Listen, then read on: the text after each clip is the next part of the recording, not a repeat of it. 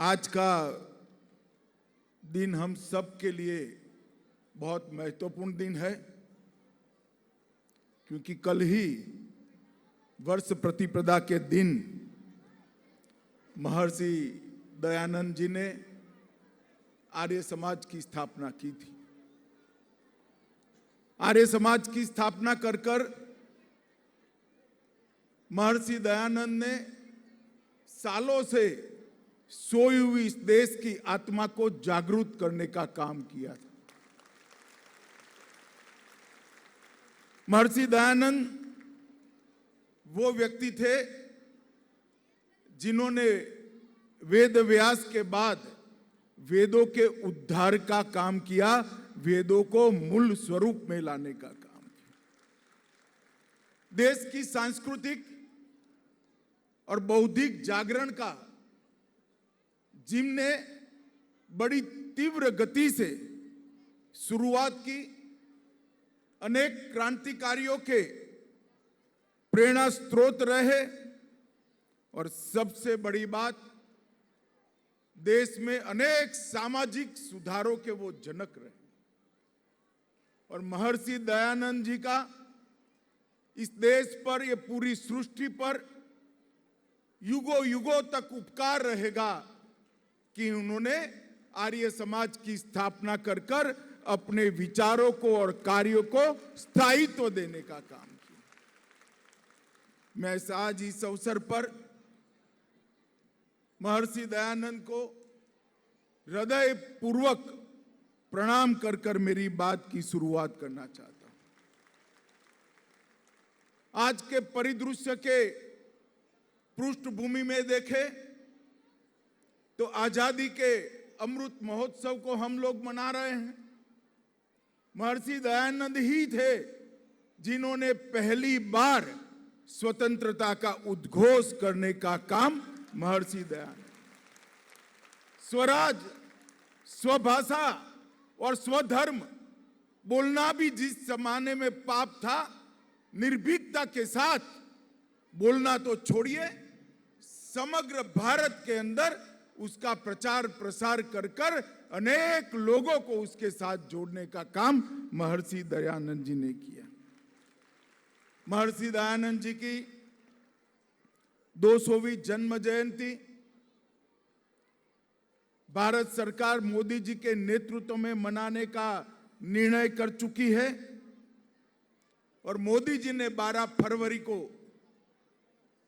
आपके कार्यक्रम में आकर महर्षि दयानंद के विचारों को न केवल देश, पूरी दुनिया के साथ बड़े आत्मविश्वास और सम्मान के साथ रखने का काम किया है। मेरे जैसे व्यक्ति के लिए ये बहुत गर्व की बात है कि ईश्वर ने मुझे इसी भूमि पर जन्म दिलाने का मौका दिया जहां से महर्षि दयानंद आए थे। मेरे जैसे कार्यकर्ता के लिए बहुत गर्व की बात है और मैं आज आर्य समाज के सभी बंधु भगिनियों को कहना चाहता हूं कि नरेंद्र भाई जो देश जागरण का काम कर रहे हैं, इसकी मूल कल्पना सभी लोगों ने महर्षि दयानंद के जीवन से और उनके कर्तृत्व से ही ली है। महर्षि दयानंद ने अंधश्रद्धा से घिरे हुए पूरे देश को झंझोड़ कर जागरूक किया, ढेर सारी कुरीतियों से मुक्त किया। सत्य क्या है वो सत्यार्थ प्रकाश के माध्यम से समग्र जगत के सामने रखने का काम महर्षि दयानंद ने। और महर्षि दयानंद ने अंग्रेजों के शासन के सामने निर्भीकता के साथ ढेर सारे लोगों को क्रांतिवीर बनने का प्रेरणा दिया, आजादी के लिए लड़ने का हौसला दिया।